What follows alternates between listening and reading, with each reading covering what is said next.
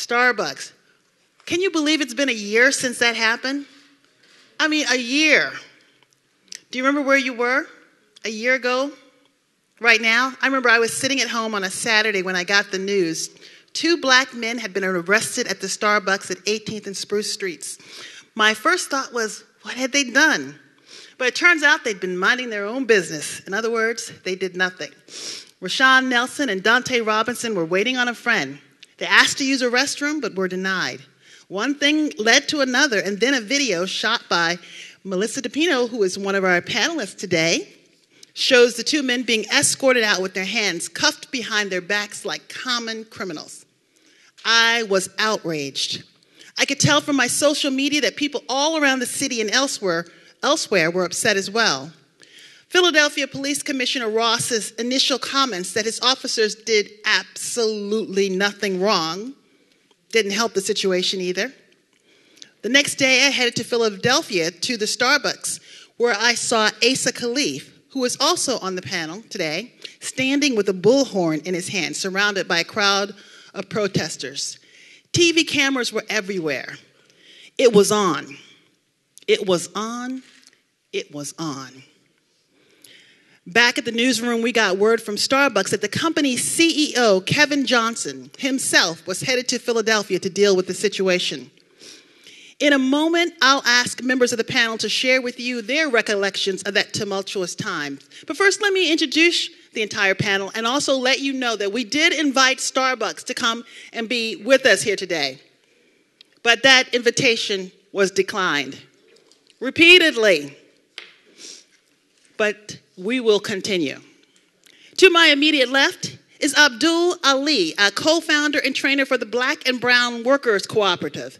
They are also a writer and poet. Next, we have Melissa DePino and Michelle Saahene. Did I pronounce your name correctly? They met at Starbucks on the day that the 2 men were arrested for not buying a cup of coffee. They've since become good friends and co-founded a nonprofit called From Privilege to Progress. It encourages strangers to speak up and become allies when they see instances of racism and injustice occur. Next to them, we have the one and only Dion Lassiter. He's a nationally known expert on race relations and is a much sought-after media commentator. He's also the executive director of the Pennsylvania Human Relations Commission. And finally, we have Asa Khalif of Black Lives Matter.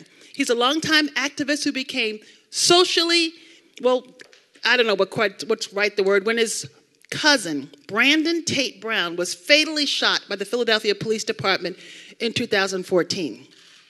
Okay, let me tell you how this is going to work. We're going to start off with a brief discussion and then open up the floor for questions and answers. It's going to be very informal. So let's start. Melissa and Michelle, could you set the scene and share for us what happened that day when the arrest happened? What were the 2 of you doing, and when did you realize that something had really gone wrong? So this is my favorite part of any speaking event, because this is where we get to tell the accurate description of what actually happened and all the details that people miss. So I was there that day, obviously. I did not know Melissa at all. And I was one of maybe 4 black people in the entire Starbucks. So I saw the 2 men walk in. And when you're one of the only minorities and other minorities walk in, you take notice. So I noticed them. They walked in. I thought they were very cute boys. I'm in my 30s, so I knew that I was too old for them. I was like, just checking them out a little bit. But I saw them walk up to the barista, and they asked if they could use the bathroom. And she said, no, it's for paying customers only. And that was it. There was nothing more. They said, okay, and sat down. So when you are a minority, sometimes your intuition just speaks to you, and sometimes you can just sense racism before it even happens. You just feel it. And when she walked away, she had mouthed something to herself. And my first instinct, my gut, told me that she had just said something racist. But in that moment, I checked myself, right? And I said, Michelle, you have no idea what she just said. Now you're being prejudiced. You're being biased. Put your head back down and continue working, because I had no idea what she said.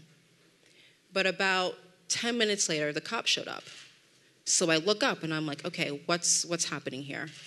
And I heard her lie, and I heard her say, those 2 gentlemen are refusing to leave. And I was like, oh my God, I was I was right.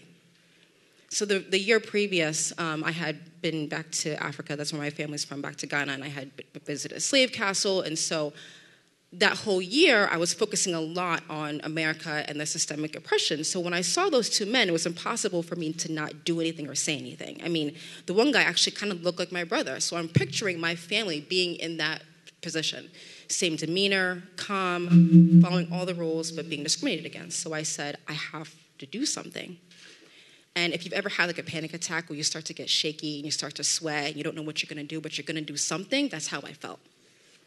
So I stood up and I walked over. I don't remember exactly what I was saying, but I know I was making noise because I started getting people's attention.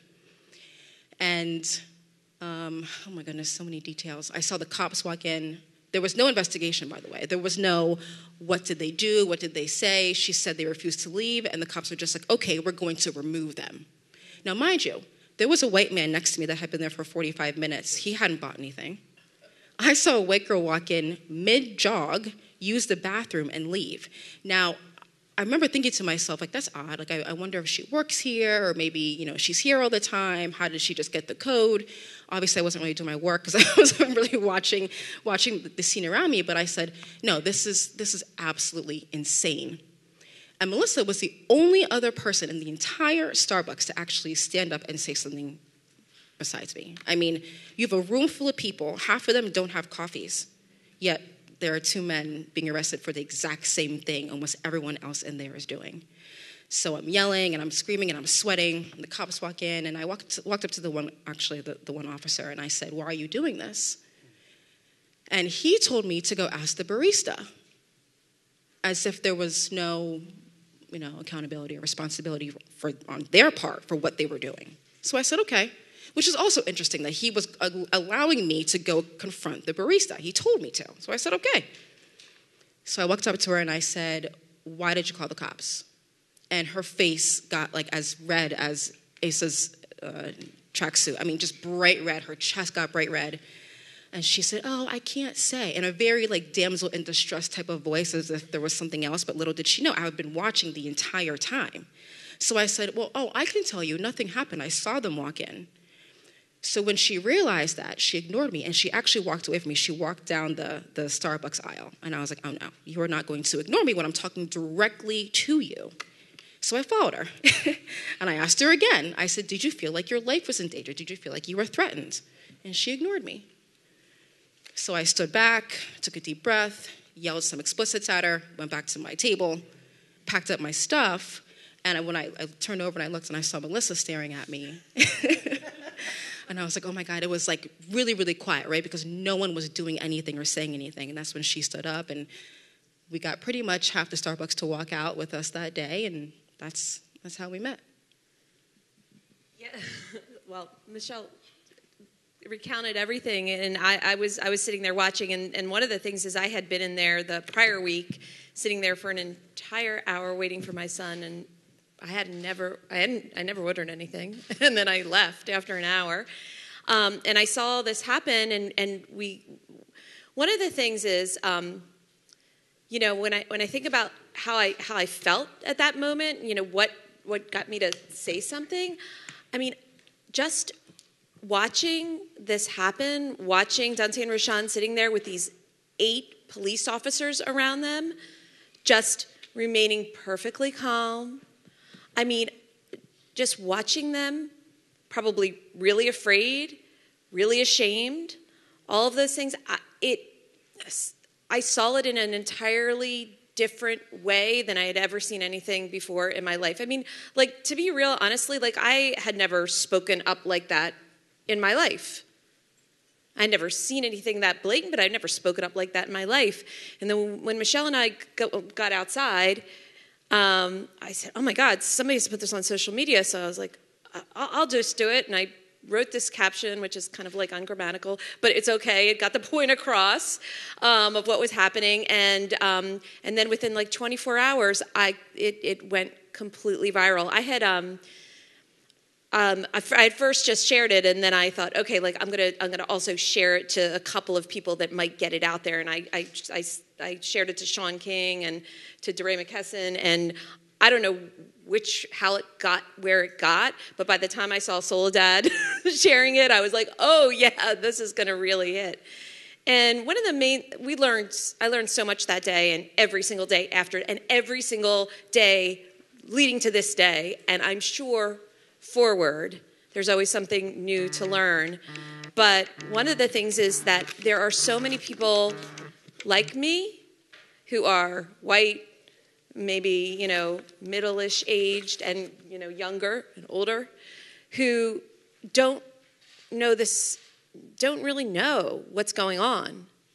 Our lives are so segregated. Our social media, if you are white, it's likely your social media network is like 92% white and rarely sharing about race. So unless something makes it to mainstream media, like that Starbucks story, you don't see the mass of everything that's going on. So these conversations are happening in silos, and our lives are totally segregated too. Because even if you have a black friend, do you really have a black friend? Because do you have real conversations about their everyday experience? Or are you just an acquaintance? So after that, we got together and we started our organization, and we'll talk about it a little later, I guess. Asa, could you talk a little bit about some of the on-the-ground action that I remember when I showed up, you were standing kind of outside of the Starbucks holding that bullhorn. Yes. Well, first, thank you for the invitation, and I'm very pleased to see white allies show up tonight to engage in this conversation. When I saw the video, first thing was a relief for me that the two men of color didn't wind up in a body bag, okay? And even though there was humiliation, there was not physical harm done to them. So first thing was a relief for me, and I thank God and the ancestors for giving them the spirit of peace in that space. Because when you're cornered, especially when you're living in black bodies and police or law enforcement show up, is already traumatic just by them showing up. And we all know that it can go left very quickly and not in your favor. So I was very pleased that even though we were going and preparing to protest or to rally, we didn't have to deal with the fact that they were critically hurt or dead. I wanted to I was angry, obviously. And the first thing for me and others who sat at the table and say how we were going to handle this. We were angry, obviously. First thing was to go in and storm the place and shut it down. And then after several conversations and thought, I realized that I think it would have been best to have, first of all, to reclaim that space. Okay, it was important to reclaim that space because anti-blackness and the spirit of anti-blackness was all over that place. And we wanted to make sure that we took that anti-blackness back and made that place a safe space. That's why we had the Sage, okay? We needed to reclaim that space and the power of reclaiming a space and not to be intimidated for going. But I looked at it as opposed to a teachable moment to bring people from all walks of life, especially the residents in Rittenhouse Square. Day before the rally, we named it the People's Rally. It was not a protest. It was a rally to stand against anti-blackness and racism. It was a rally for people to stand up for one another. And the day before the rally, I went to Rittenhouse to the park and spoke with several of the residents. I wanted them to come and to stand. I didn't want them to stay in the house and look out the window and say the activists are coming and shut their shades down. I wanted them to understand, first of all, to engage with the people, and I wanted them to understand how serious and how important it is for allies to stand up when you see racism. And so I was very pleased that everyone came out that day for all walks of life. We reclaimed it, but there were Rittenhouse Square residents coming out of that rally. Not only did we reclaim that space, but there were coalitions that were built. A year later, people are still engaging in conversation. You have four individuals, 2 from North Philadelphia, 2 live in Rittenhouse Square, meet every Sunday for coffee to have conversations. Friendships were built out of that. We needed to make sure that on a national level, you wanted to show a picture of people from all walks of life standing against racism and hatred. So that was the message that we wanted to send. And we wanted to send it not only to Starbucks, we wanted to send it to everyone here in Philadelphia, every restaurant or any business that is participating in anti-blackness, that it will not be tolerated, and that we will build coalitions to stand up and call you out and shut it down. So it was shut down, but it was a spiritual power component. We reclaimed the space, and friendships and coalitions, strong coalitions that exist to this day, was built out of the People's Rally. That's right. It was very peaceful. Abdul-Aliy, you've worked for Starbucks over the years. Yes. So, can you talk a little bit about that experience and your involvement with the protests, and also meeting with Starbucks afterwards? Absolutely. So first I want to say, in a white supremacist world, in a colonialist world, there's absolutely no safety for black people. There's no such thing as an absolute safe space. So talking about safety is aspirational. So there's safer spaces, right? No space is absolutely safe for everyone in that space because of the identities we hold, that we take, and the biases we have that we take inside of space. So I want to just clarify that because another panelist just said that there was such a thing as safe places. I want to talk second about reclamation. Starbucks is not owned by the people. Starbucks is a corporation. Starbucks has shareholders, and they're beholden to those shareholders. And you can't talk about reclamation if black people don't own the table, not just have a seat at it. So that talk about reclamation, I'm not here for it. And then the third thing I want to say before I get into Starbucks history and my reaction to what happened to Rashawn and Dante is that it's interesting, a year later, the person who elevated to the top of the media's list is Melissa. Don't know really, I just found out about Michelle. I remember reading something briefly when it happened about Michelle, but look who gets the benefits, right, of standing up and heroism. It's always white people. It's always white people being heroic. Yay. White people not knowing and figuring it out. Yay. That's a problem. And that speaks to anti-blackness. That speaks to white supremacy. So I worked at Starbucks, started working at Starbucks in like 2007. And, that the culture of niceness, the culture of openness has always been the framework, right? This is the third place. People can come here after school. People can come here before work. So the third place, that concept of a space away from home, a space away from in the community, but away from home and work, has always been a part of the fabric that makes Starbucks culture what it is. And so I was shocked. And actually, I wasn't that shocked because in December of 20, so last year was 2017. December of 2016, I went back to Center Square, which was the Starbucks I started working at. And I waited to meet someone, and the manager at the time told me I had to leave. And that was the first time I heard that inside of a Starbucks in my history of working there and being a patron. And just a little bit about me, I love coffee. I used to get coffee going to high school, so I would stop at Starbucks. I often was late to school because I wanted a white mocha and a lemon loaf. I was going to get my white mocha, get my lemon loaf, and then go to school. So I was often late. And so never have I ever heard like get out or you can't be here or you can't charge your phone. So I asked him, I said, well, is this a new policy? And also I was a manager, I was a shift supervisor, and I was a coffee master. So I was highly invested in the kumbaya culture of Starbucks. Yay.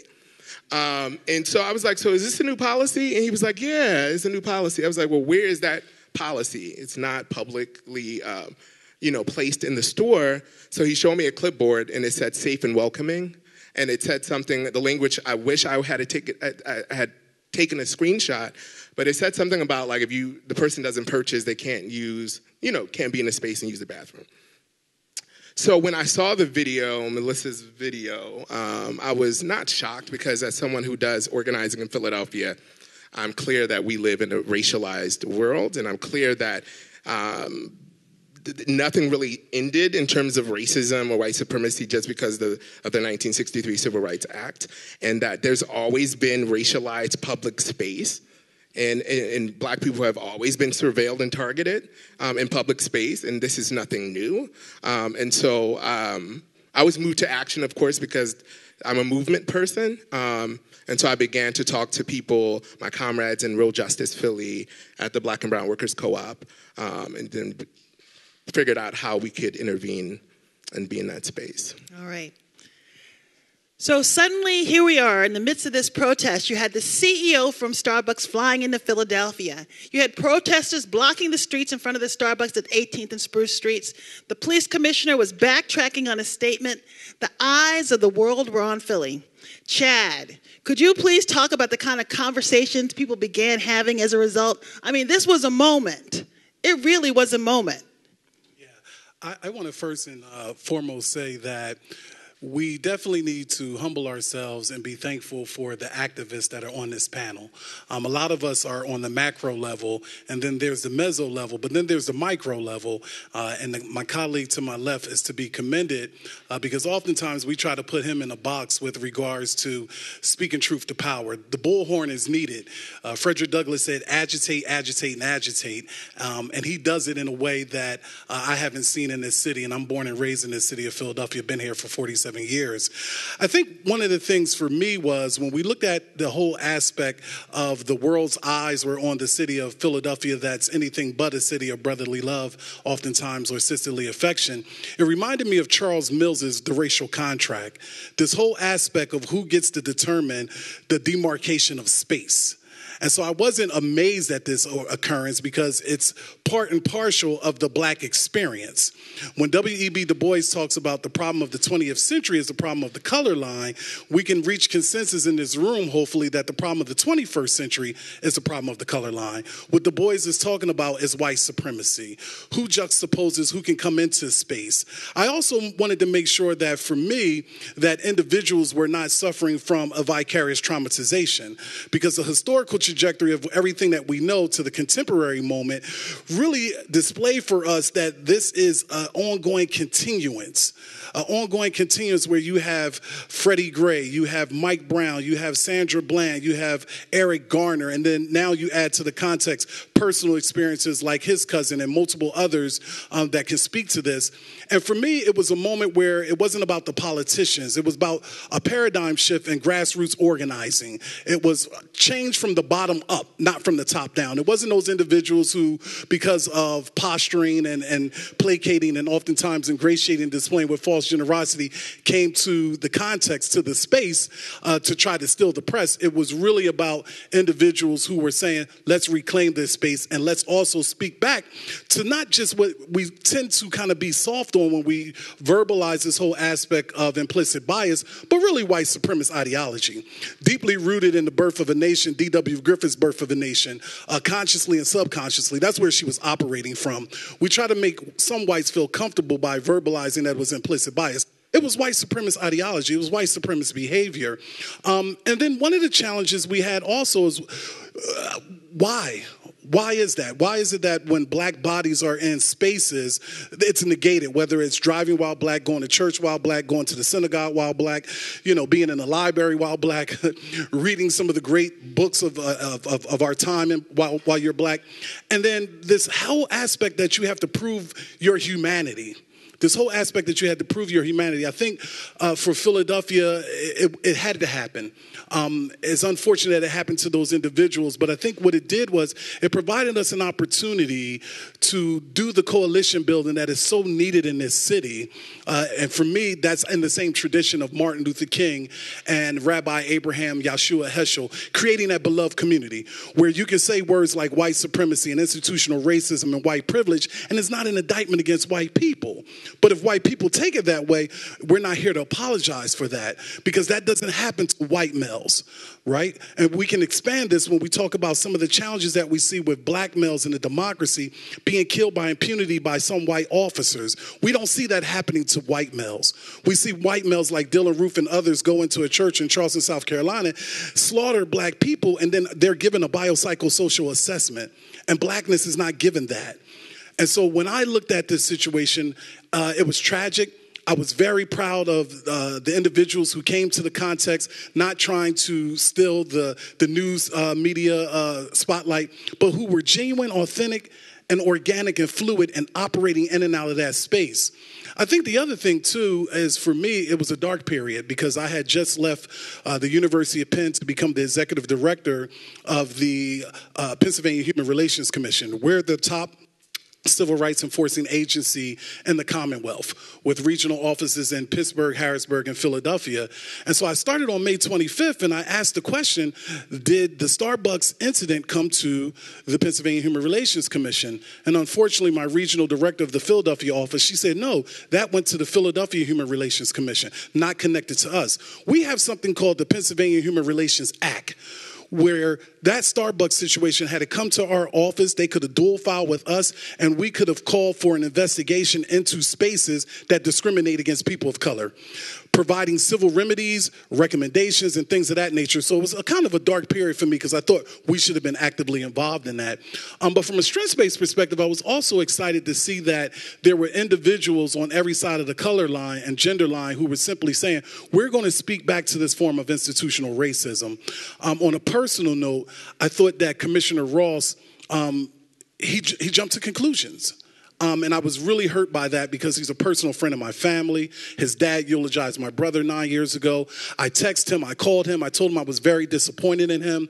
And once again, blackness doesn't get a pass. We rush to judgment. There was something wrong about them being in that space when we know that whites are in those spaces all the time. And they're in those spaces and they're given that privilege to not be looked at from a xenophobic lens, but we see their humanity. But blackness is questioned. And so lastly, I'll simply say that one of the things that also disturbed me was the mere fact that we, as our colleague here articulated, nothing against our colleague here, is that it's believable because a white person captured it with a camera. And black and brown people in this democracy have long stated some of the challenges that they've been up against. When whites adorn blackface, we say, well, she did not know that blackface and dressing up like Steve Harvey was wrong. In 2019, if you don't know that, something is deeply, profoundly wrong with you. And so for me, once again, it's reclaiming that space, reclaiming the narrative, but making sure that we not have a revisionist history where we look at those individuals who were part of this, and also keeping in mind as I end with this particular series of questions, that the two individuals that were involved in this, that we continue to keep them in prayer, thoughts, and reflections, because we'll never know the depth of how they feel. Being a black male, black female, a brown person in a racist society, being stopped by the police, it's anxiety, it's you're sweating, your hands are trembling, all types of conscious and subconscious things. And that doesn't negate that maybe whites feel that same fear of calamity, but not from a historical standpoint like we do here in America. All right, thank you for that. Okay, this next question is for all of, yes, give them a round of applause for that. Thank you so much. Well, we all know what happened next after Starbucks hit the ground and began doing interviews. Pretty soon we got news that Starbucks was planning to shut down all of its stores for a day to teach its employees about implicit bias. Much was made of that. It was huge. It was historical. We'd never heard of anything like that. But can you really change a person's way of interacting with the world and their bias in a day? Yeah, everybody's full free. So I can respond Casual. first. I think I want to clarify some things. So I'm from West Philly. Was born there. Still live there. Been organizing most of my life. Still organize. So in terms of revisionism, the way I got on this seat here is because I had to tweet, right? I had to call people out because people want to erase black and brown LGBT folks who were there on the ground organizing around Starbucks. And so had I not done that, I wouldn't be where I'm at. So when we talk about revisionism and erasure, that's what we're talking about. So I just want to clarify that because I'm from Philly. I'm from these streets, and I've been organizing. So that's one thing. The second thing is, as someone who worked at Starbucks, we went through something similar with learning how to make the perfect beverage back in 2000 and I want to say 8. Charlie, is that? Okay, 2008 when Howard Schultz came back to Starbucks. So remember, he stepped away. Then he came back during the recession, and people were like, Starbucks makes horrible drinks. So they did this before, right? They shut down all the stores. It was a big marketing thing, and they retrained people on steaming milk and making the perfect drink. They did it again a few years later after Black Lives Matter began to organize when they did Race Together, where they wanted to have conversations at the handoff plane with people about race. And that failed. And they used the same consulting firm all 3 times, SY Partners. They used SY Partners in 2008. They used SY Partners in Race Together. I forget what year Race Together was. And then they used SY Partners again to do this anti-bias training. And so when I heard about it, I was like, oh, this is what Starbucks does, right? They get this firm to kind of help them with brand management. Is the same firm that helps Oprah, and they're going to try to clean this up for so that shares won't drop. So that's what and no, you can't. I mean, I do anti-oppression trainings. I facilitate those trainings in my daily life. And what I know is that's the deep root work, right? To undo, like what Melissa is saying, like people don't know. And the truth is people do know. White people know. 400 years, white people know. And if they don't know, then that's an indictment of themselves. And so, yes, they are complicit. Like you said, that white people aren't complicit in whiteness. They are. So, yeah, I just saw it as a stunt that they had done previously that wasn't going to actually address the root causes of white supremacy. Did everyone else have any thoughts? Do you want to share? Anyone else? Did other people view it as a stunt? Was it a stunt? It was a stunt, and Rome wasn't built in a day, so you're not going to end anti-blackness with a seminar or a training session. But if you're not aware, and we were able to, the activists, to expose it, all of the stores were not shut down in Starbucks. That's one.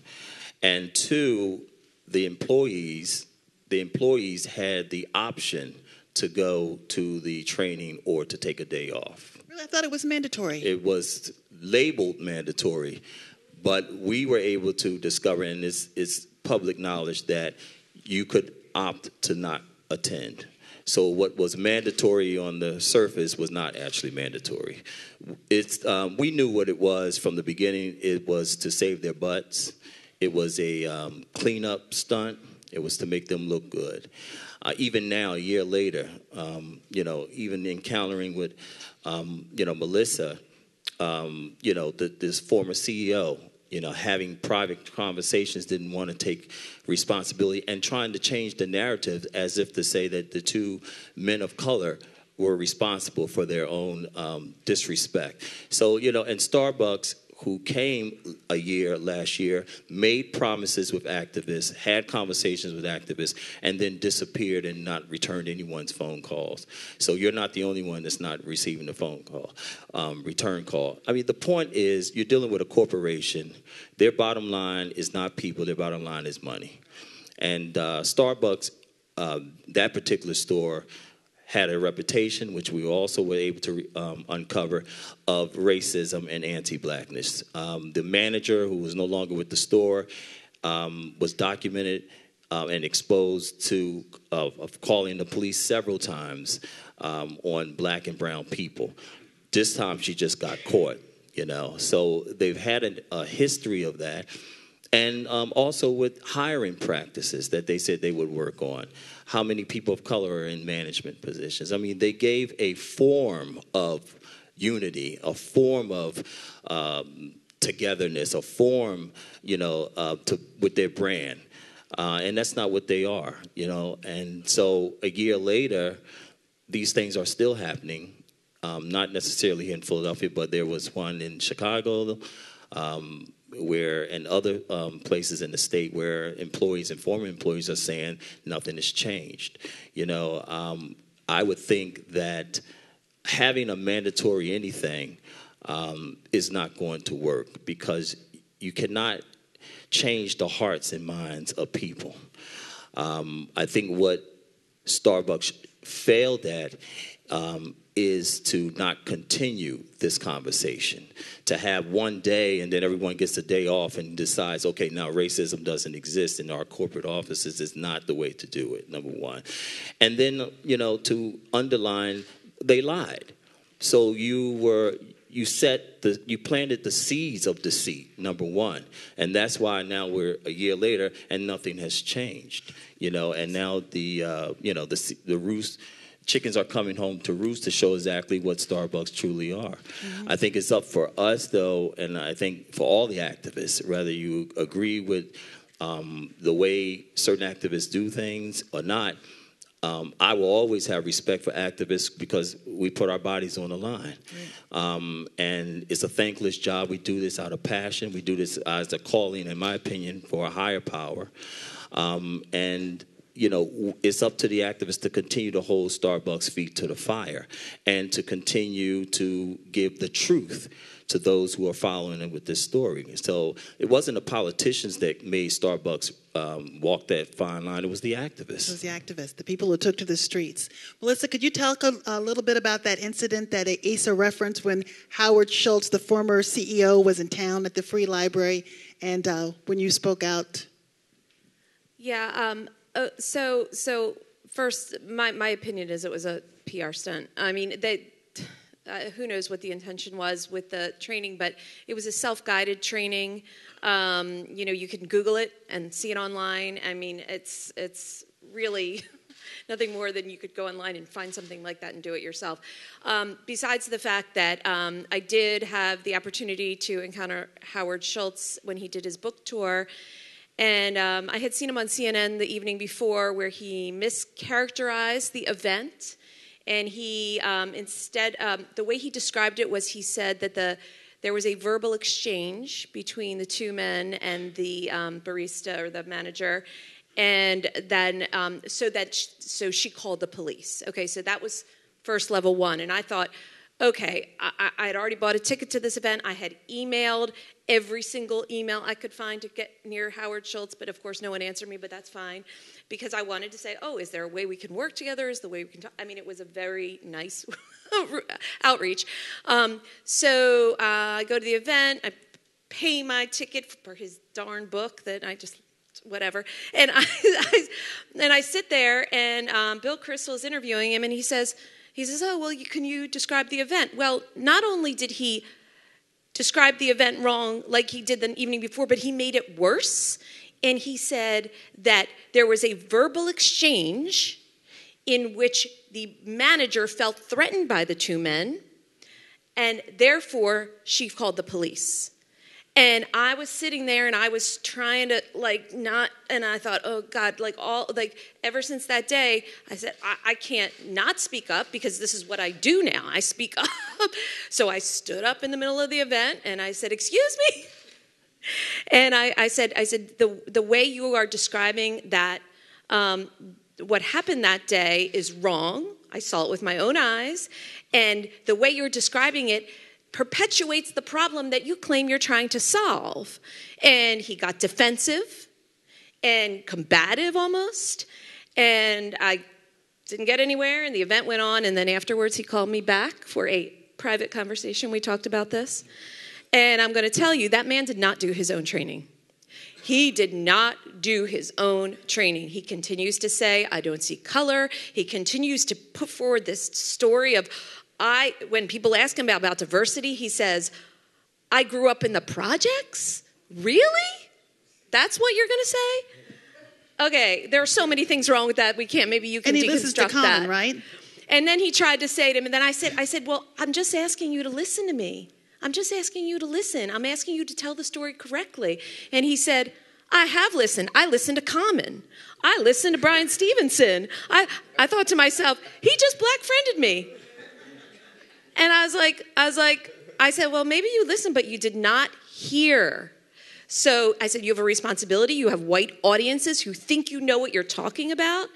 And he was it's not possible. So anyway, that is my Howard Schultz story. And I want to just make one more very quick comment, because I do want to put a finer point on what you said about censoring me after that, because I was very aware of that in the beginning. I mean, I'm still very aware of it, but there's no way any of us would be sitting here right now if she had tweeted it. There's no way. That thing went viral because I'm white.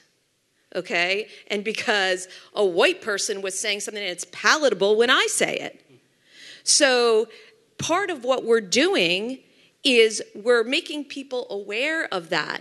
And that's why afterwards, Michelle and I got, because I at first I was getting a bunch of media attention. I thought, why am I getting this attention? I didn't do anything. Michelle's the one that spoke up. I couldn't find her. Finally, I found her a couple days later, and then we started working together.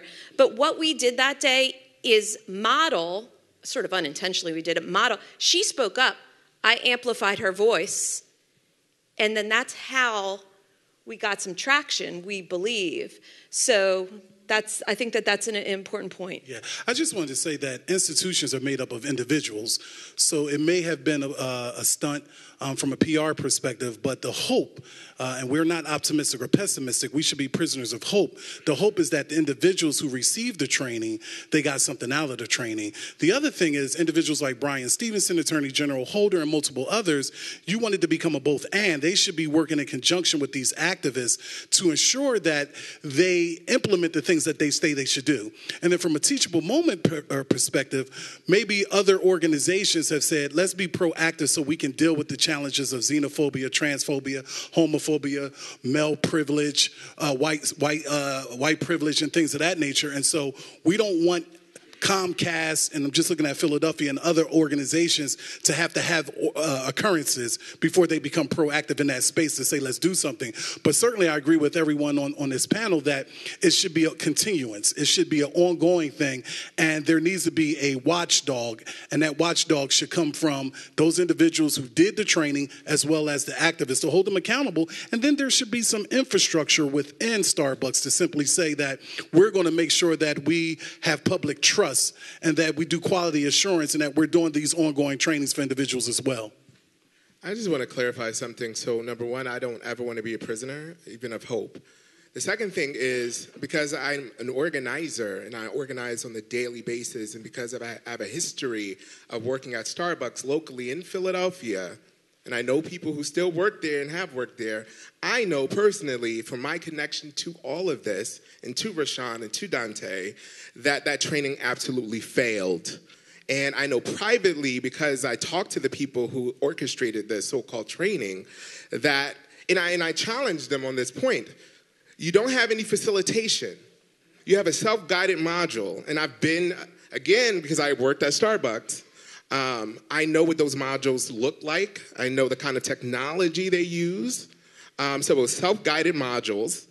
It was a story about how public space has always been racialized since Jim Crow, and kind of what we want to do together. We want to work together, be together in space, and how we all have implicit bias. And then I challenged SY partners, and I said, because I do anti-oppression trainings, I facilitate those trainings. I said, you need someone there to actively challenge the partners, because that's what Starbucks calls their employees. They said, well, we don't want anyone to facilitate the training. We want all the people to step back, including the managers. And I say, well, you don't understand power and privilege and positionality. Because had you understood power and privilege and positionality, you would have known that power is still in the room, right? Whiteness is in a room, and management is in a room. That means power is in a room. And it's going to default to the managers. And what I heard firsthand from people who work at Starbucks, again, because I worked there, is that it defaulted to management. That management was actually made the de facto facilitator. Problematic, right? And what else we know, again, doing the work, is that partners have left Starbucks because that experience was traumatic for the people of color there, right? Because it framed racism as if like it just fell out of the sky, as if there's no accountability. And there's accountability here, right? We can't talk about an institution that's 400 plus years old and not begin to talk about accountability. And we can't talk about it from a standpoint of it's accidental, they didn't know. Not in 2019, nah. Great. All right, one final question before I open it up for questions. One final question, and then we're going to open it up for questions. And I'm going to make this fast because I've gotten my 2-minute warning. Where do we go from here? Anyone can jump in. We keep having the conversation. All right. We have to. That's what Melissa and I do every single day. As far as the trainings go, I'm 32 years old. I've been having these conversations with my friends for years, and they admit to me that, they still have moments of racial bias. They still have moments of, I had a friend the other day admit to me that she actually clutched her purse when she saw a black man behind her. So Starbucks knows that just one day of training is not going to do it. It's, allyship is not a destination. It's a lifelong, commitment. It's a continuum. Just really brief for us at the Pennsylvania Human Relations Commission, it's really working in non-traditional spaces throughout Philadelphia so that people can know that we have a Philadelphia regional office where they can come and file a complaint when they're victims of any form of unlawful discrimination under the guise of protected class citizenship. So for us, it's letting people know that we're located right here in the heart of downtown Philadelphia, adjacent to the parking lot where the African American Museum is, in the same building where PennDOT, the governor's office, and immigration naturalization is at, and let people know that, there are civil remedies that you can file so that you're not discriminated against because of housing, employment, education, and so forth. Say follow up. Okay. So the Black and Brown Workers Co-op, we have an anti-displacement platform. Displacement is linked to targeting in public space. And so you have, Rittenhouse was mentioned earlier, we have displaced Black and Brown people, and you have this culture of over-policing and surveillance of Black bodies. You have to attack the root causes of gentrification, right, which is like this political class, right, controlling land disposition. You got to talk about councilperson prerogative. You got to challenge leaders. And so if you're not addressing displacement, you can't begin to talk about racial bias. You can't begin to talk about racial profiling. And that's what work we're committed to. So to piggyback on Abdul's comment, so I live in walking distance to Starbucks. So I'm one of the 3% of African Americans who live in Rittenhouse, and 67% of all the stops in Rittenhouse are by Black people, or of Black people. All right, and I also want to say that Dante Robinson was my intern prior to this. Right, so I have a lot of contextualization of him, his character, and as a man. And I want to say, when this happened, I was particularly offended because I know in my heart he would never do anything. When you spoke to, African-American men outraged or reacting to police, we have to live in a constant space of defense to disarm white people because the most dangerous space for us is in their minds. I also would like to say that we talked predominantly about Starbucks here, but Starbucks was not the only failure. The city of Philadelphia failed those young men. Our journalism community failed those young men because this story was told in a very basic way. It wasn't given any nuance, and there were so many different levels of things that were missing. Then also in this case, Starbucks committed only $200,000 to the city of Philadelphia for an entrepreneurship program. I myself have done entrepreneurship programs with a greater budget than that. All right? Starbucks makes more money in Center City from one location in a week than they even did in the payout for this. So the mayor's office, the police department, our nonprofit community, our journalism community, we had a collective failure because what actually happened, allegedly, is that there was a local law firm that had Starbucks as a client. They got the mayor's office, the police department, and the business community all on the same page so they could give those men a jive turkey buyout.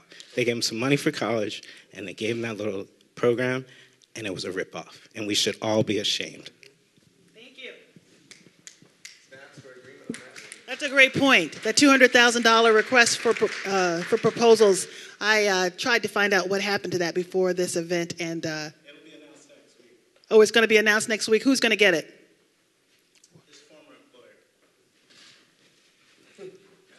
$200,000. Pen or Rick Ross? Pen. Wow. I just want to thank Asa Khalif for the thoughtful response and strategic response, because they really could have spiraled into something else. And you would hope that our leadership would always take that into consideration. So I want to thank you for that. But I also want to say that these kind of acts that you saw, they happen every day. And white people have decided they don't see them. But as a black person, we have a sixth sense. We know what we're seeing. We always have to second guess, well, what happens if I say something? So this coming together of you too, I think that's an important conversation to have. Also, I'm wondering why we're not as outraged about our Philadelphia school system, which basically is a two-tier system, and our black children are not being educated. They're not prepared to go into careers. They're not prepared to go to college. And so some of the problems we see in the community comes from lack of education and lack of opportunity. But we're not outraged about that. I also would like to say, or ask the question, how can these rules be changed in terms of the Philadelphia Human Relations Commission and the Pennsylvania Human Relations Commission? Because I know forever there's always been confusion, and it seemed to be if you reported to one, it automatically stopped you from reporting to the others. So if you could further explain that and see what can be done. So just really briefly, one of the distinctions are that we have jurisdiction over the entire Commonwealth. The Philadelphia Human Relations Commission is a city commission. It does not have the jurisdiction that we have, and it does not have the Pennsylvania Human Relations Act. We have a section called 8.1 investigatory hearings. So the 5 women who were golfing while black, it was alleged they were golfing slow, the Grandview 5, we called for a hearing. We have 11 commissioners where we also have prosecuting powers. We have police provisional powers. So when you look at the Philadelphia School District, and we're looking at the whole aspect of the lack of school financial formula for schools, and we're looking at really an educational apartheid system, we can call for a commission-initiated complaint. So when Brother Abdul talked about the whole aspect of you have to look at gentrification, we're going to be looking at that. I'm going to be calling on some of you in that space, because we're going to be working with Paula Peebles and multiple others in the Stadium Stompers to look at what Temple is doing. So we can call for hearings, and based on those findings, we can do things. So that's the distinction with regards to us. Nevertheless, it's not either or. You want people to sometimes do a dual filing, both with the EEOC. They're being discriminated against because of redlining, predatory lending. They can do a dual filing with HUD and with the Pennsylvania Human Relations Commission. And so we just have powers, but it's not minimized in the city. People will file who they file with. Some people won't file at all, and they'll just go get a lawyer. Oh, yes, and then also with the Pennsylvania Human Relations Commission, we can be a complainant. So, for instance, we have a case right now within the Neshaminy School District where their name is Redskin, which is a racial slur. Nobody sees that as a problem. We initiate that complaint where we're going in and we're simply saying, as a commission, we see that as a racial slur. We're having a hearing and we're trying to get that changed. I just want to quickly respond to you. Thank you for that question. And so, being someone who went to Philly schools, I'm deeply committed to young people in this city. And again, I said earlier that we do anti-oppression trainings with the Black and Brown Workers Co-op. And we've been contracted with different schools in Philly. And I see deeply the need for those kinds of trainings and tools and knowledge in those spaces, because we have, Asa talks about anti-Blackness. There's deep-seated anti-Blackness in a way, and racialization of education in Philly, and we know that. And until we hold the misleadership of the city accountable, if we don't challenge politicians and city leaders, including Black people, right? We're not going to see a difference, right? And again, my personal commitment as a Philadelphian, my commitment in organizing spaces is to address the over-policing of young people, right? The school board that is appointed, right, is not elected, determined that it was okay to put metal detectors in all the schools. And we know, I frequent Center City. So I see Popeyes, I see Wells Fargo, I see Five Below, where all those bike cops are targeting black and brown young people. They're not targeting, the Catholic school kids who are mostly white, right? So we know that there's a deeper issue here. And again, we don't talk about how public space is racialized, how the Civil Rights Act of 1963 has not done much, right, to upend that. We're not going to begin to, we don't name it for what it is, right? We don't talk about the root cause. We don't name white supremacy, right? People want to beat around the bush when it comes to racism and white supremacy. That has not worked for black people. That continues to get us shot and killed, and that continues to get us targeted. So we have to address the root cause, and we have to call out white people when they say they don't know or that it's accidental. Okay, good evening, and nice to see you all. My comment is that, one, I don't see things as black and white. I don't paint a brush like everybody's bad or everybody's good. Who painted a brush? No, I'm not saying that you did. Okay. No, not you.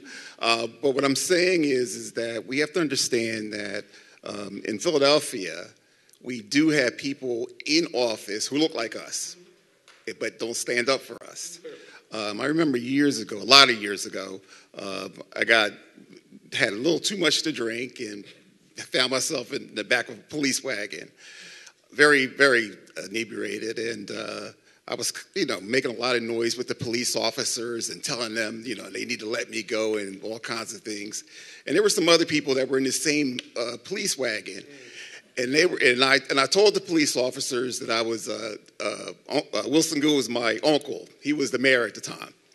So I'm back there making all kinds of noise. And so the people that were back there with me, they said, you know what? The only reason why they're not beating the hell out of you is because they think you're Wilson Good's nephew.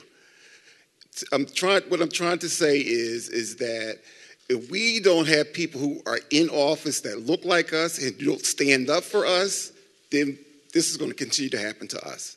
That's why we're trying to get people elected to office now. We're trying to get activists elected now to office who are going to be there and going to be activists for the people. And as long as we continue to let these people go who look like us, Commissioner Ross being one, somebody mentioned about Commissioner Ross, who took the side of the police that were there, instead of looking at it objectively, because they can look at it objectively too. Just like any white person can look at it objectively, they can look at it objectively. And that didn't happen. So until we start to elect people who are really going to stand up for us, we have a city council that looks more like us than any other people in the city, but yet they said nothing about this issue. We have, we have legislators and state representatives and senators that look like us in the House, never said a word about this. I think, can I say something real quick? The Sure, direct response. So I'm going to do a little reflective listening exercise. So what I hear you're saying, right, is that we need people that we can claim when we're arrested or targeted so that we won't, who have power, right, so that we won't get targeted. And therefore, that's going to upend, like, targeting the black people. That sounds like a logic that I can't really jive with. Not everyone can claim a name of somebody who is in office to get safety granted to them. And I think the bigger issue is that you had eyes on you. You had other people there, and that's probably why violence didn't occur. But just electing people is not the answer, right? Movements are always, and it has always been the answer for black people. And we can't trust even folks who have shared identity, right? We can't entrust them when they work for the system to acknowledge and to respond to the community need, right? And we know that given the fact that, like, a Blackwell has been in office forever, and there's been a 20% drop in the black population in West Philly, and there's hyper displacement happening. So we know that just having black leadership doesn't work, and that representation isn't enough. And I just want to say briefly that if you aren't representative of the people who you're fighting for, that's an issue. But you just can't be a representative. You actually have to have a political analysis. And if you don't have a political analysis rooted in our ancestry, right, which is resistance, right, If you don't have that analysis, then you're going to do the same thing because you've been socialized as white in the system. You're going to do, if you've been drinking the same water as white people, you're going to respond to these issues like white people. And that's what we constantly see. And so we have to begin to decolonize ourselves and address those root issues. Again, I'm going to talk about the root because that's important. And if we don't do that, this is not going to change. Cecil B. Moore used to say, just because you're my color doesn't mean you're my kind. And so I'm past looking for people of color or white people or, Wakanda doesn't exist in my world. X-Men doesn't exist in my world. I respect people who will speak truth to power. I respect people that will stand in courage and speak those things that are false to make them true. And so I'm looking for aligning myself with true activism, okay? And that's calling out racism, that's calling out transphobia, that's calling out homophobia, that's calling out anything that's anti against a person to have the right to be. You understand? And I think that's where the Starbucks situation hit people of color so much because I don't want to hear you talk no BS to me about I don't see color. I want you to see me. That's right. You understand? I want you to see me. I want you to hear me. I want you to feel what I'm telling you. And I think a lot of the anger comes in. They say activists are very angry. Asa, you're so angry. We're angry because you're not listening. You're not listening unless it's coming from a white mouth or a white person's perspective. It doesn't give us legitimacy. So we're ghosts to you. And so sometimes we have to F up some things to let you know that we're here. You understand? It's not a poltergeist that's moving these tables. It's us. And we're letting you know it's us. But I think, but all of activism, and I want to talk with our dear sister said briefly, because it's beyond Starbucks. We have a mentorship with me and a few other activists where we're in our communities because we don't leave our communities. We're in the communities making sure that we mentor these young people. And we want to make sure that they have not only the mentorship, but they have resources to jobs, resources to education. We're tutoring. We tutor every Sunday our young people. So it's beyond how to handle if you're in a situation at Starbucks. You need to know who to call. You need to know what your rights are. You need to know that you do have a right to remain silent. These are activism and education go hand in hand. So that's how we look at it in terms of activism. It's activists, and we don't get the credit, and we're not looking for the credit. We want to make sure that the issues that are affecting our community, the issues that are affecting black and brown and poor people are at the forefront. You understand? That's the point. Because Starbucks can be in this building. Starbucks can be across the street. Starbucks can be anywhere where there's a spirit of anti-blackness. And we need to know that we have a support system that's going to support us when we're faced with these issues. So that's where the power of the activists come in. And that's why we're continue to stay on this even after another year has passed. Yeah. We keep things in the forefront. Yeah, and I know that, yeah, that's right. And I thank you for just being patient. I just wanted to say something really brief. I never thought I would be quoting this right here, but Jenice and Michael know. I was Meek Mill's counselor when he was in prison the first time. And I remember where Robert said to me, we're always talking about what we need to do when the police stop us. Put our hands on the console, reach slowly. He said, but there needs to be something that we should develop for police officers. When you stop us, see our humanity. Don't look at us through the racial gaze of white supremacy. Don't have the other person that's on the passenger side holding their weapon from a perspective of just think we're going to make a sudden move. And I think that one of the challenges that we have is we're always asking the community to do something, but we're not asking the police to do something. We're always saying, why are they running from the police? But we're never asking, why are some of them patrolling while racist? So I just wanted to add that to the context. Not so much a question, but just a general assessment. And I want to say thank you, Michelle, for inviting me out here. It was lovely hearing everyone's perspectives. And what I don't hear is an answer to a root cause. So, what we're looking at is deeper than an outer perspective. You want to look at it, educational-wise and scientifically as well. I mean, we're looking at mental disease here that I think needs more addressing. What's mental disease? Can I ask a direct question in response to you? What are you talking about? So what do I mean about mental disease? I hear everyone giving their personal experiences, but then letting emotion take over and kind of getting away from maybe disconnecting yourself enough away from a particular problem. How do we treat a disease? So you're saying that we have mental diseases? I'm confused. Well, what are you everyone saying? that has been under any significant amount of trauma suffer from mental disease. You can choose to look at it negatively, or you can choose to look at it positively and say, hey, listen, I'm a part of a trauma, and we are all a part of trauma.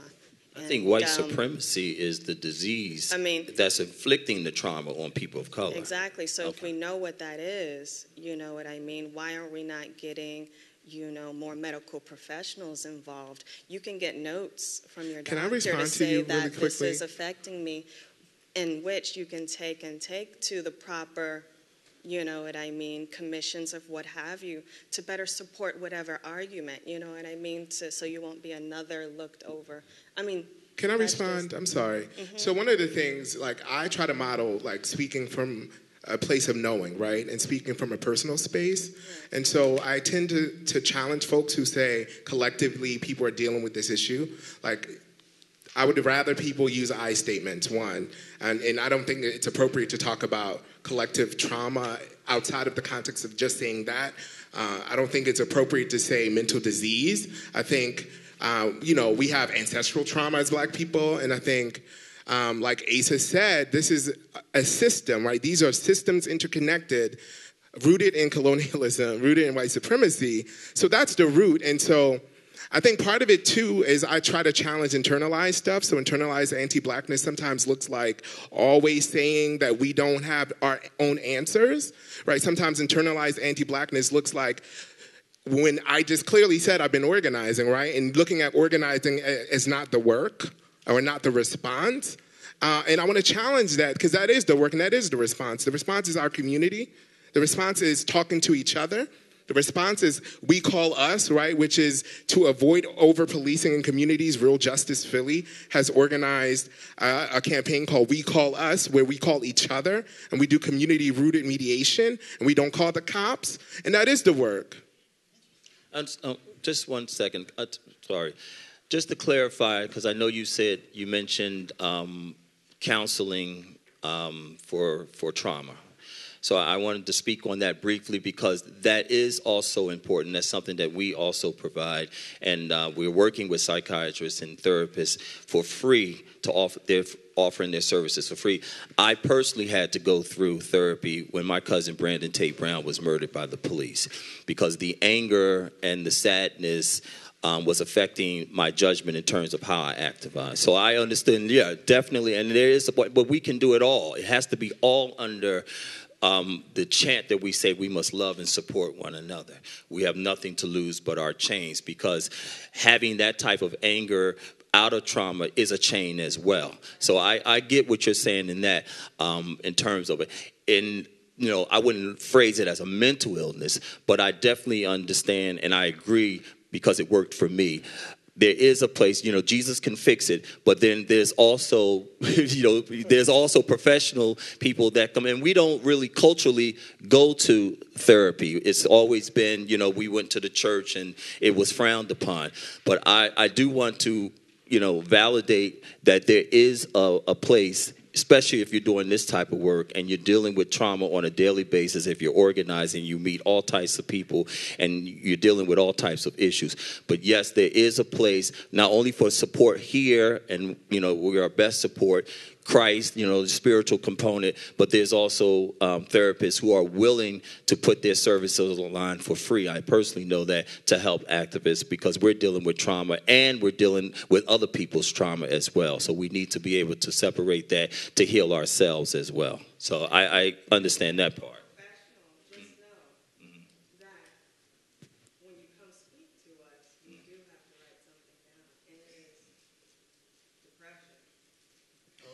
Yeah, can I quickly say something? Because I'm not. As long as you're speaking to somebody, if you need help. And my whole point is wherever you get the support, get the support. I want to just respond because I'm Muslim, and I just want to clarify blackness is not a monolith, and not everybody is Christian. Not everyone runs to the church. So I want to just murky up the water around that and talking about Christ all the time. Well, there's all kinds of spiritualities and all kinds of black people, and so I just want to clarify that. When I said Christ, I'm speaking on me and my trauma and what was working for me. I do understand there's a lot of people who have different spiritual, places where they can go. But for me, that was something that helped me go through. Yeah, what I will say, and what I want some people to maybe understand and know is that trauma is 100% real. I mean, I grew up in a completely white town, and my parents are from Africa, so my parents weren't able to really explain to me racism. They never experienced racism. It just doesn't exist in Ghana. And so coming here, and then also, growing up in a white school system where I was taught, whitewash history, I kind of tried to separate myself from the racism that was happening around me because it was so painful, incredibly painful for me to absorb that. And I didn't know how to express it. I didn't know how to talk about it. I didn't know who to talk to. My parents couldn't talk to me about it. So when I was about 23 years old, I had my own racist encounter with a police officer. And that's when I realized that no matter how educated I was or who my friends were or who I hung out with, I could be the target of police brutality. And so when I started doing this work, now mind you, my entire life I was only taught white history and I didn't really know much.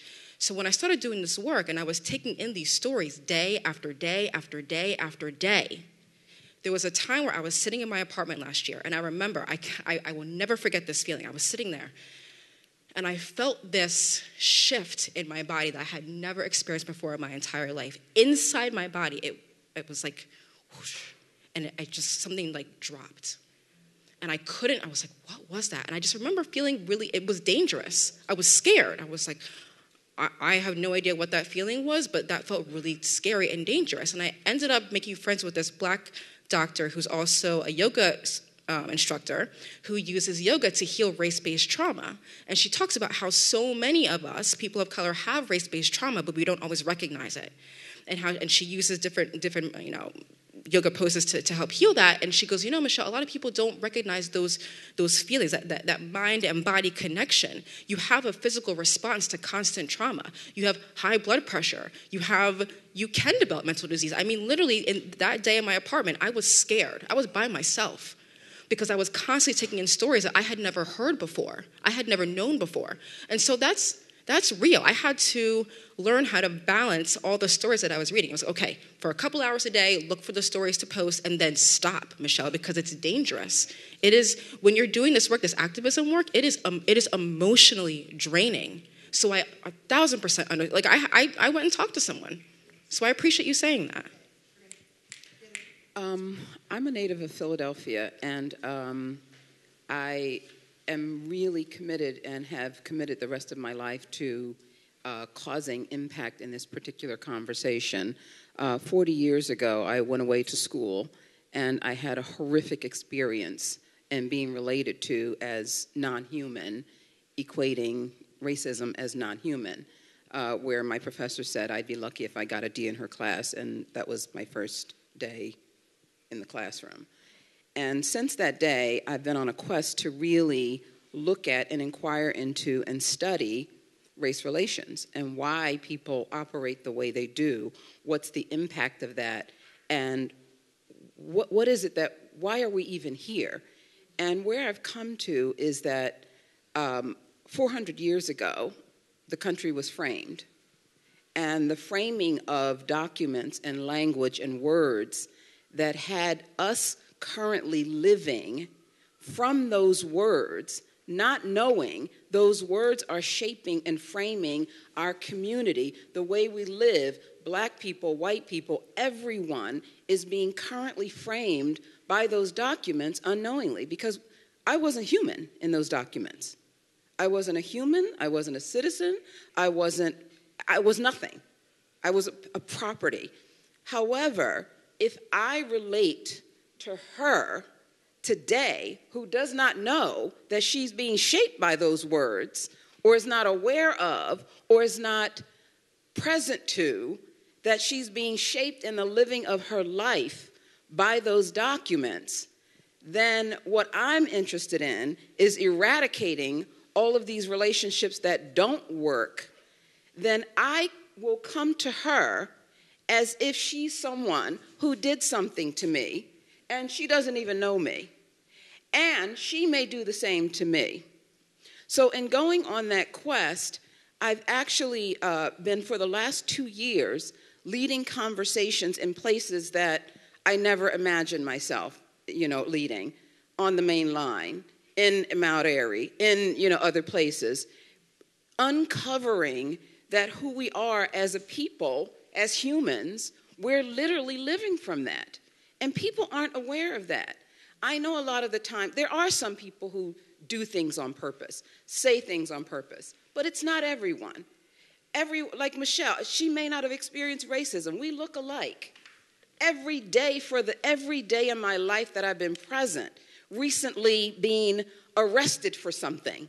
Do you know what I mean? For unjustly. However, what I'm saying is that there's many tentacles to this.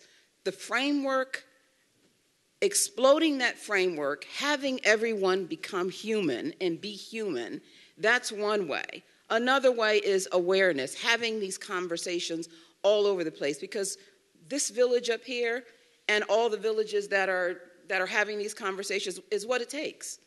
It's what it takes. But I really do believe that we have to actually get together and literally reframe things, and then go down that pathway. Otherwise, each situation will be dealt with as situations, Starbucks, Comcast, whatever. Situations. We'll handle that situation, and then another one will arise. Someone said that, if Comcast is not out in front of it, then it'll be another situation that has to be handled. So in my view, and this is just my view, is that if we get out in front of and reframe the narrative, and one by one, if it takes that one by one, then we do it. But not situationally. I just want to quickly say something really quickly. And then I'm going to go to We're Charlie on stolen land. We're on Lenape land. There's black bones in this ground. Our blood is in this soil. This is not a mistake. It's not about a document. Our people were brought here forcibly, right? Sometimes at the hands of people who look like us. Reed Barracoon, right? This is not a mistake. This is not an accident. It's not a document. It's an intention. And that intention was and still is to have us work in the service of racialized capitalism. And if we don't understand that, we don't name it, and it's not visceral, and we are not enraged and outraged, this is not going to change. Talking about framing and talk about relationships and kumbaya-ness is not going to fix this. And that's our problem, that black people are socialized, right, to respond to race and racism, questioning ourselves, questioning what we know, our deepest knowing. And that's the issue. I have a question. Speaking of capitalism and trauma, kind of, so I feel like a big part of this has to do with people cashing in on violence against black people.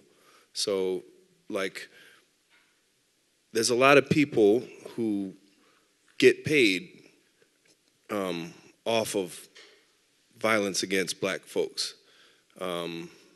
SY Partners, you mentioned, is a firm that got paid to clean this up for Starbucks. Some people, make careers out of dealing with violence against black people.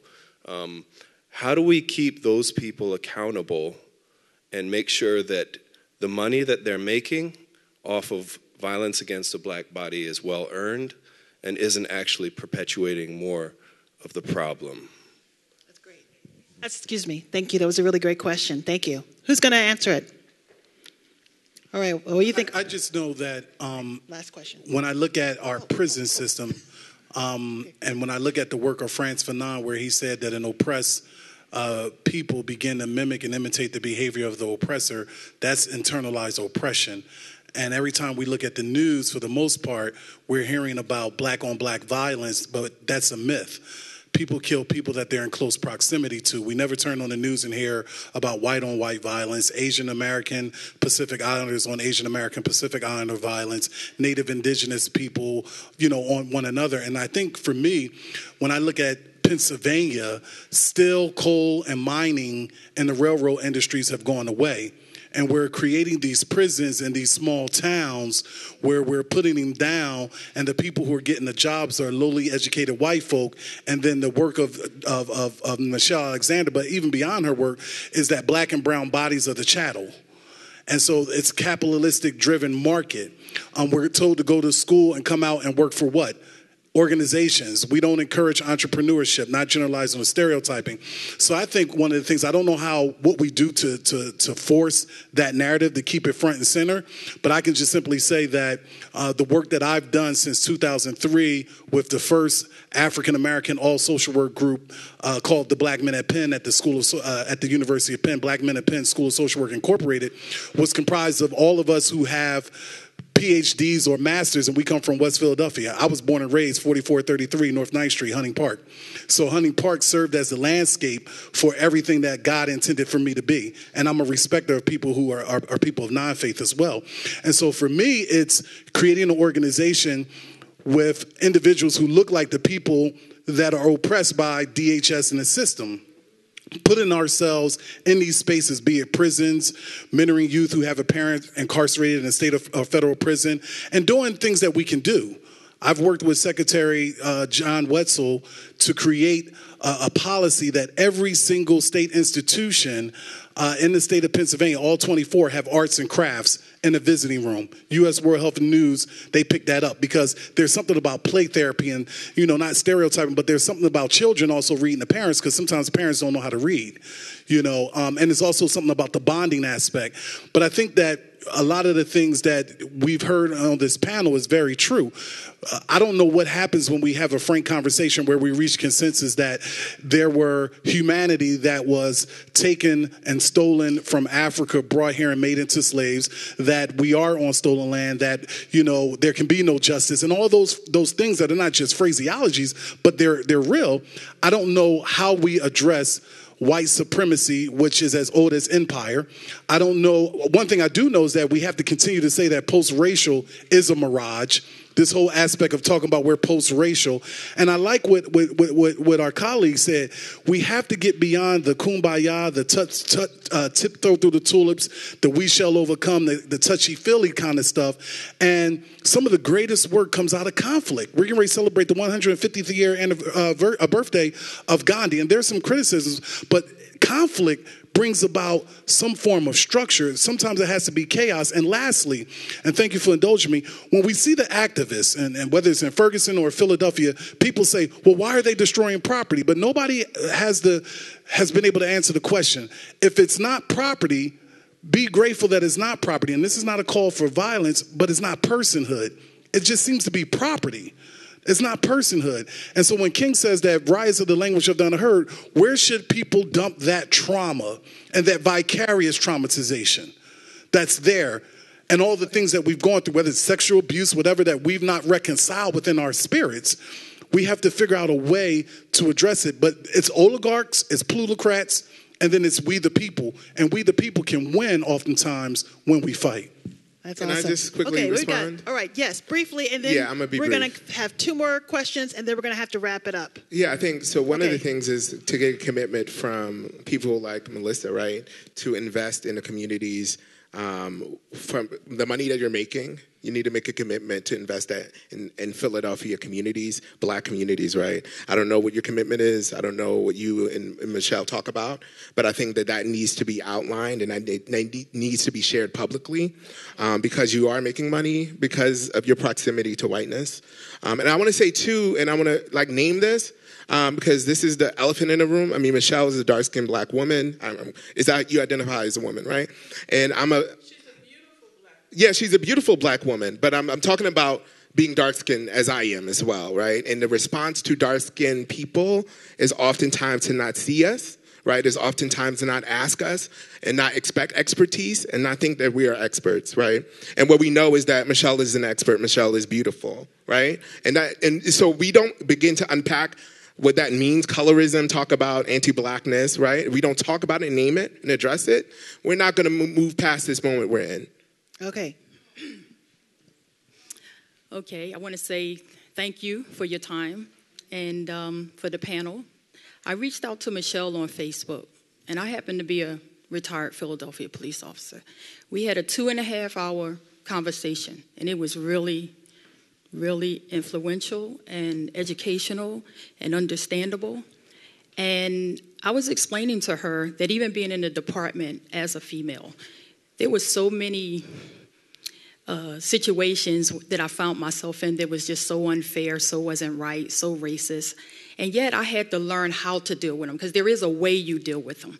And I've always been a leader by my nature that I don't crowd down to anything. If it's wrong, it's wrong, and I'll call it a spade. If it's right, it's right. And it don't have anything to do with color or anything else because when I'm out there serving, I'm serving everybody. So I can't get caught up into race or religion or whatever, anything, gender, right. So at the end of the day, I realized that there's so much work to do. I've been in part of Mothers in Charge for over 10 years, and I talk to Dr. Spite very often, and we kind of go back and forth with why the door isn't open for a lot more officers that want to speak for us to have a forum.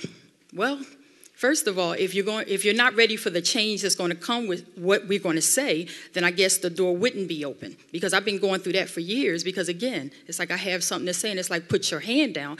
Because what you're talking about, we're not ready to deal with. So as people sometimes stereotype and say police officers, well, we know there's good and bad in everything. And yet, only thing I can do is represent what I know from my upbringing, from my spiritual background, all the things that I bring to the table why I can communicate with people. I actually designed this shirt. It says, communication kills assumption. It has a set of hands, which means let's shake and let's talk. Because my thing Two is, white hands. We have to talk. Oh, okay. And we have to learn to talk to each other in a respectful way, in a respectful manner. We got to learn how to not be up here and meet the person where there is, because I've seen a lot of disrespect out on the street, whether it's cop to civilian or civilian to cop. So at the end of the day, just like you're deserving of respect, I'm deserving of respect also. So if I come up to your car, because I'm doing a car stop, may I have your driver's license, registration, and insurance? There's no vulgarity in my words. There's no disrespect. So I expect the same thing back. And even when I don't get it, I say, well, ma'am or sir, am I talking to you like that? So it kind of puts them in a way to understand, okay, maybe you may have had a bad experience with a police officer, but I'm giving you the same respect that I want in return. And we know we really need to continue this on, but most of all, we need to do something. We need to get involved, probably even starting with our own homes, in our own families. We got to call a spade a spade. Doesn't matter because it's my family. When my family comes to me, I'm going to give them the truth. And that might not always be what they want to hear because they may feel like, well, you're my family. Well, but what you're doing is wrong. So that's all I want to say. Thank you. Thank you for that comment. We've got one final comment. We can There's stay no here good all cop night in a having this racist conversation. system. Go No ahead. good cop in a racist system. There is no good cop in a racist system. No good cop in a racist system. No good cop in a racist system. Okay, we're going to agree to disagree on that and just keep it moving. I'm an old white guy who I feel adequately educated. I learned an awful lot of stuff here tonight. An awful lot of stuff from you guys up on that dais. What can you tell me that I can do in my neighborhood that can be helpful to this plight? What can I do? Help me. What a great question to end this event on. If everyone has a thought, I'd love you to share it and share it briefly. Thank you so much for that wonderful question. Yes. Thank you. We have, our organization is called From Privilege to Progress, and our audience are white people. We have three very simple messages, and one is educate yourself. Speak up in your everyday life. When you hear something or see something, say something, and amplify the voices of people of color. So what Melissa and I do is we post educational articles about the history and institutional racism and whatnot, and because your social media network is likely 91, do you use social media? That's not really my question. So a black woman is trying to tell you what to do, and you're like interjecting. So just hold up, sit down, and listen. Thanks. Okay. All right. Michelle. Thank you. So if you have social media, likely your social media network is 91% white. So what we want to do is desegregate those conversations. We want those stories to be seen by your white family, your white friends. So repost the content to get those stories out to everyone. If you hear something, say something. I'm sure you've heard many racist jokes before, right? It's if you don't know what to say, you can simply say something like, "That's not okay with me," or "What did you mean by that?" Or "Why is that funny?"